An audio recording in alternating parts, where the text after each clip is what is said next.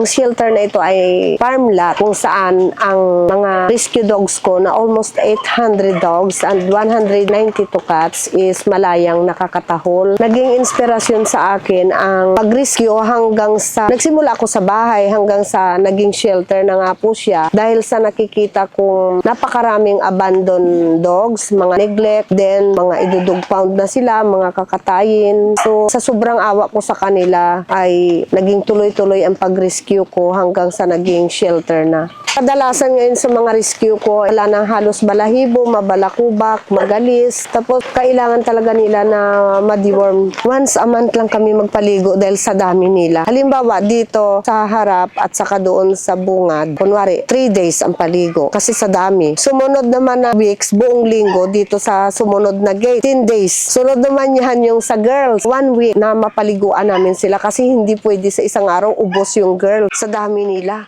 Dito tayo ngayon sa Lea Bourbon Dog Shelter sa Antipolo, Rizal. Maraming dogs dito na rescued at nangangailangan ng alaga at pagmamahal. Dito tayo hindi lang para bumisita, para maghatid tayo ng Doggy's Choice para sa kanila. So kasama natin ngayon ang angels ng Doggy's Choice. Tara, punta natin sa Lea Bourbon. Kilalanin natin sa kaya pala si Ma'am Lea Bourbon. Nalaman ko lang na parang angels ang mga tawag nyo sa mga na-rescue nyong dogs. Kasi sa totoo lang, hindi lang sila ang na-save ko. Pati ako. Sila ang unang nag-save sa akin. Kasi nung isa pa lang yung dog ko, may 2 aso na umiiyak.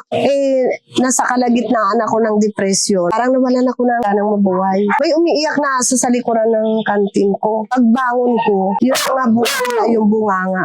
Opo. Nilaang sila. So, inalagaan ko po yun hanggang sa sila gumaling. Huli ko nang napapansin, parang kailangan ko umangon kasi may umaasa sa akin na bubuhayin ko. Talagang na-inspire kayo. Na ano na ako, nawili na ako sa kanila hanggang sa tuwing may makikita akong mga aso, gusto ko pakainin sila kahit nasa sasakyan ako at nakita ko kailangan ng tulong ko. Pagbalik ko, may daan ako. Grabe, ang dami palang natutunan ng shelter na ito. Alam niyo ba, Ma'am Lea, ang shelter ito ay importante rin sa mga alaga natin dogs. Ay ang proper grooming, hygiene, dapat malinis sila. Kaya kaming sa Doggy's Choice, meron kaming dalang mga product para sa mga angels mo. Oh, naku, thank you talaga. So, Thank tara, you, tingnan natin. Marami sa inyo.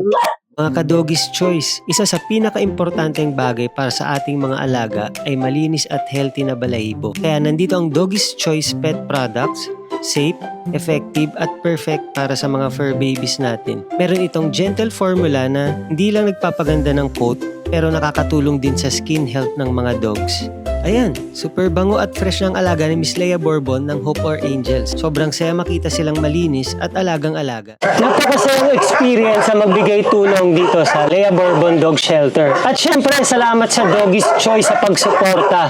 Ma'am Lea, baka meron po kayong gustong sabihin. Nagpapasalamat ako na binigyan nyo kami ng araw at oras talaga para sa aking mga rescue dogs. Thank you, sir. Thank you sa staff ng Doggy's Choice, lalo na po sa may-ari ng Doggy's Choice. Thank you so much. Thank you talaga. Para sa mga gustong tumulong, pwede kayong mag-donate o mag-adapt. Follow Lea Bourbon Dog Shelter, Hope for Angels sa social media at syempre gamitin ang Doggy's Choice Dog Shampoo para sa malinis at happy na fur babies. Till next time mga ka-doggies,